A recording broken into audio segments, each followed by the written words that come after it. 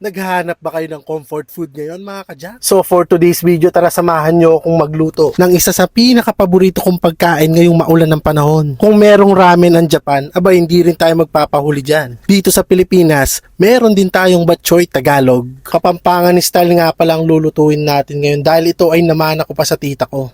Unang gagawin nga pala natin ay magpapainit muna tayo ng mantika. At kapag uminit na ang mantika ay sunod na rin natin ang paglalagay ng bawang. Hindi ko pala gaanong dinurog yung bawang. Isusunod na rin nating ilagay itong luya.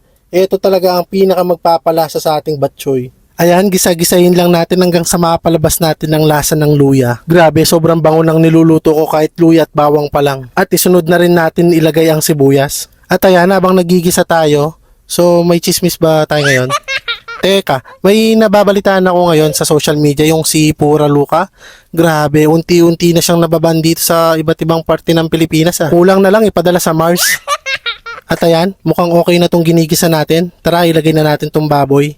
Liempo part nga pala tong ginamit kong baboy. Tapos ayun, pinahati ko lang sa menudo cut. At ayan, halu-haluin lang natin hanggang sa maluto natin yung baboy. Kailangan rin nating mapakagat yung lasa ng luya at bawang sibuyas dito sa karne. Ayan, mukhang malasa na rin ang ating karne. Maglalagay na rin tayo ng pamintang durog. Dinagdagan ko rin pala ang paglalagay dahil yan ang isa sa mga pinaka magpapalasa at magpapabango sa ating niluluto. Tara, maglalagay na rin tayo ng patis. Kayo na palang bahalang magtimpla, depende sa panlasa nyo.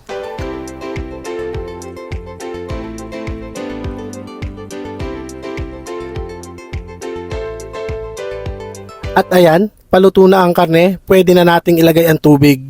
Hayaan lang natin ganyan hanggang sa maluto ang ating karne.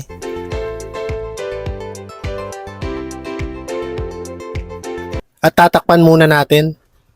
At habang pinapakuluan natin itong ating niluluto, mabalik tayo dun kay Pura Luka dun sa stand-up comedian. Sana maging aral sa ating lahat ang nangyari sa kanya. At wag na wag natin gagamitin ang pangalan ng Diyos sa kung ano-ano mang katatawanan. At kung ano-ano man ang ating relihiyon, kailangan nating respetuhin ng bawat isa.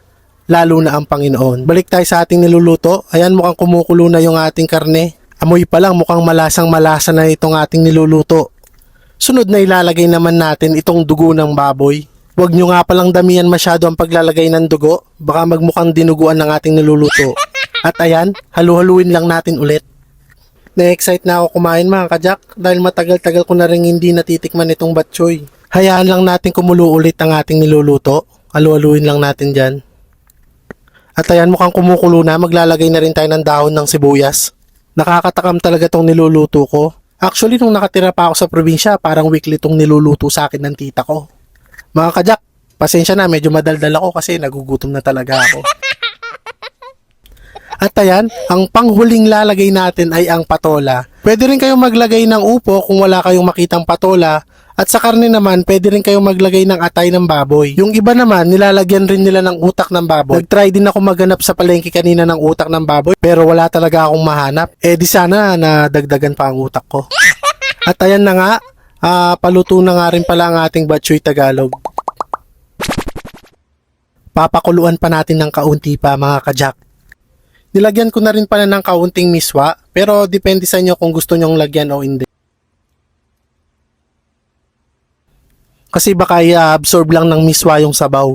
Kung may ibang recipe pa pala kayo na gusto nyong ituro ko, ayan, i-comment nyo lang. So eto na mga kajak, lutong-luto na talaga ang ating bok choy Tagalog. Mukhang mapaparami na naman ng ating kakainin ngayon mga kajak. Pwede rin pala kayong gumawa ng sausawan, kalamansi at patis. At lalagyan nyo na rin ng sili. Ayan na ang ating finished product.